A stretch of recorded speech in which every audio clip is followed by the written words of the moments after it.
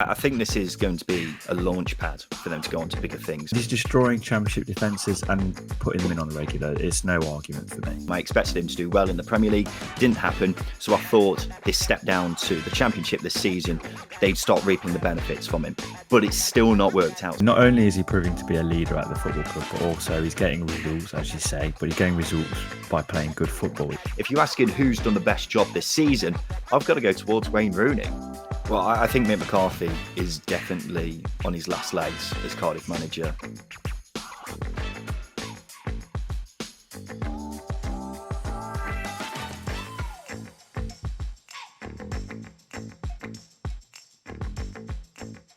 you hear that, Justin? It's time for the Stopwatch. Ooh. Welcome back, ladies and gentlemen. It's the topical championship show with a little twist. 5 topics, each with a 2-minute timer and 2 hosts. We're Ryan and Justin from the Second Tier Podcast. And let's get right into it, Justin. Mitrovic, Brereton Diaz, Gyökeres, or someone else. Who is the best forward in the Championship?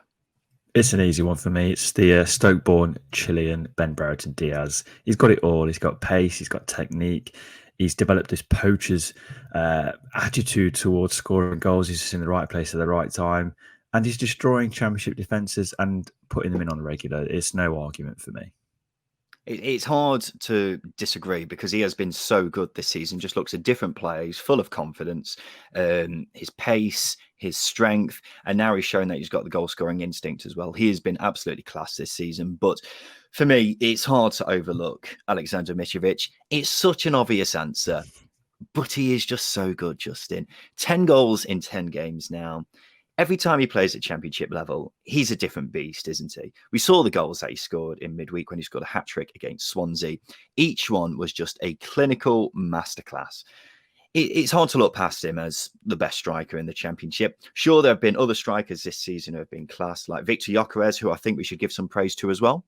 Yeah, no, it's true. He has been ruthless for Coventry this season after such a indifferent start to his career to the likes of Brighton, Swansea on loan. But yeah, he's worth a mention. But it's very hard to argue past Brereton Diaz for me. It's so obvious that it has to be him. I think Mitrovic, come on now, 10 goals in 10 games. Sure, Brereton Diaz has had the better, contrast between how he was last season to this season. But Mitrovic is still Alexander bloody Mitrovic, Justin. But he's no BBD. That's all I'm going to say. All right, fair enough. Well, Mitrovic is the hero of Serbia. Brereton Diaz is the hero of Chile. But Mitrovic is topping the goal-scoring charts at the moment, so I'm going to take the W on this one. Justin, what's our next topic, please? Was Luton's 5-0 victory on Wednesday long overdue? And is the result only a blip for Coventry ahead of their meeting with Fulham? Luton have, this kind of result has been coming, without question. They have had plenty of games so far this season where they've been on the wrong side of a loss or they drew a game which they really should have won. They've been creating chance after chance after chance. And so a win like this was coming. I didn't expect it to come against a team going as well as Coventry, but nonetheless, I think you can agree this was on its way, wasn't it? Yeah, when you consider the amount of chances Luton have been creating and missing, there was going to be a team on the other end of a thrashing, and as you say, it was unfortunately Coventry. And just going back to the chances they were creating, you go back to the Bournemouth game at the weekend at which they lost. Adebayo was in so many good positions. They just weren't putting the ball in the back of the net, and they haven't been performing poorly. They've been performing very, very well. So I can imagine as a Luton fan, you'd be frustrated not to come out with more points over the last few games than what they have done. But it's thoroughly deserved because, as I say, they've been such a creative force so far this season.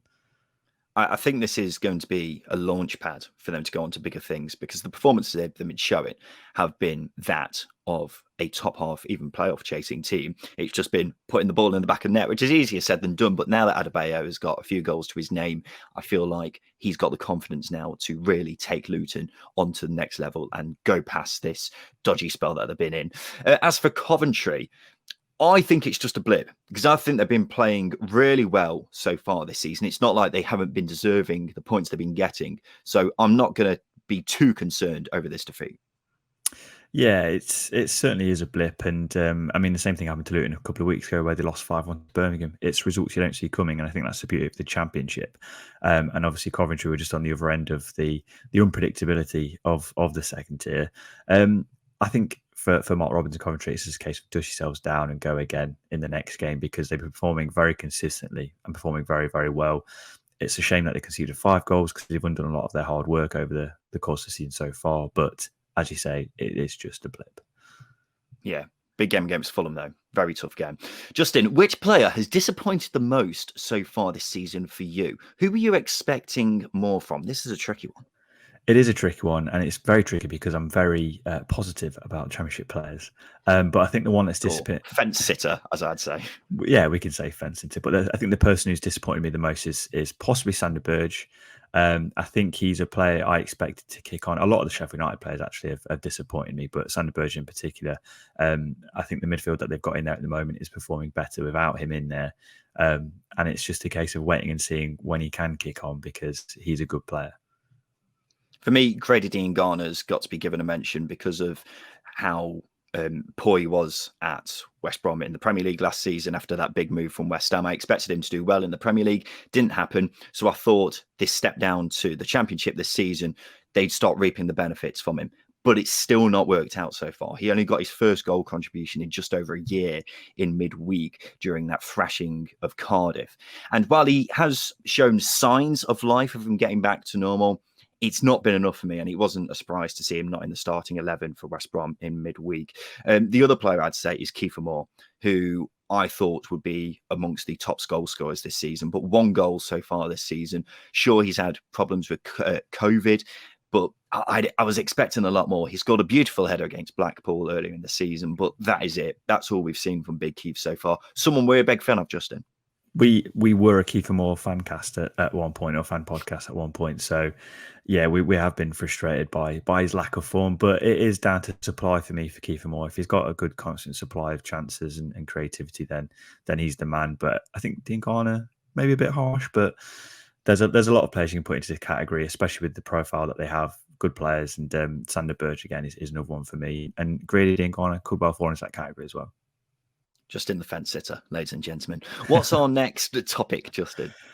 Yeah, what is going on at Cardiff City? After 4 losses on the spin and 9 conceded in the last 2 games, are you worried for the Bluebirds?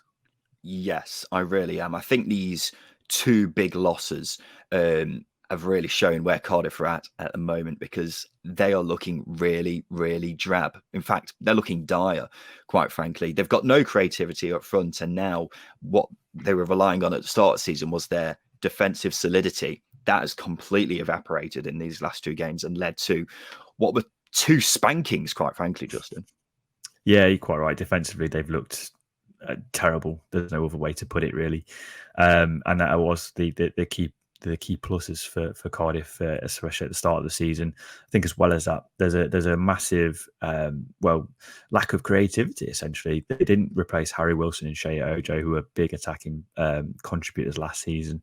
I think that was a big mistake. They can't rely on Ryan Giles to supply Kiefer Moore with constant array of chances, because I mean it's not happening now.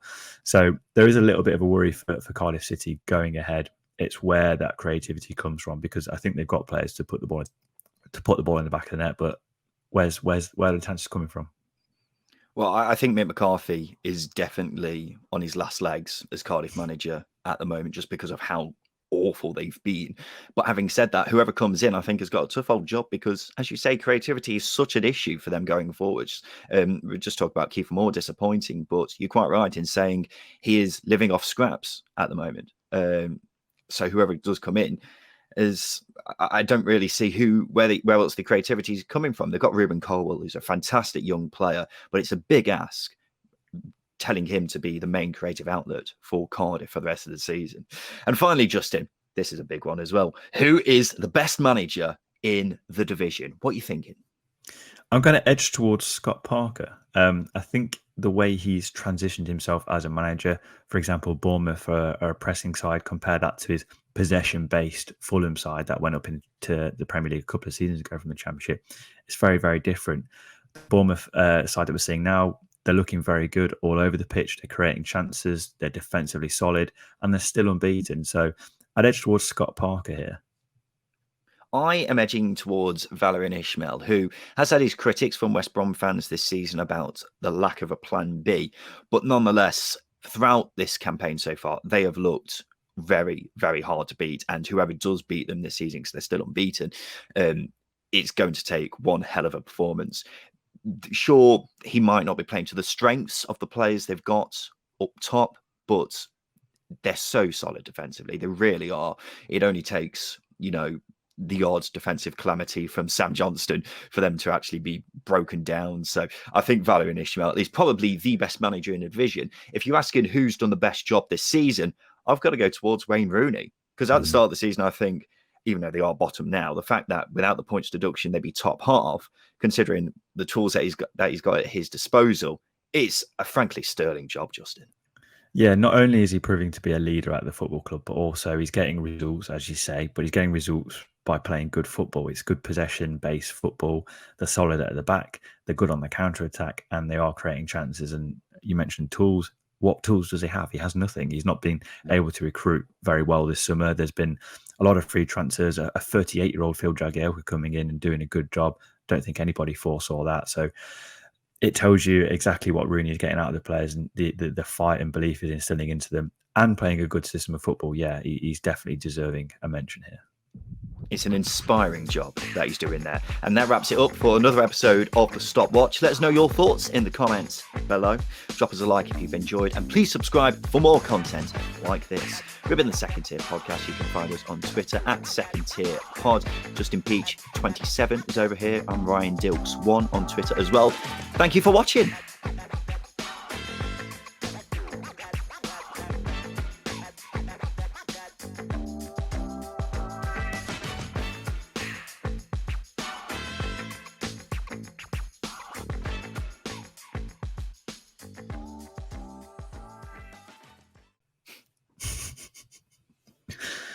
You pointed the wrong directions.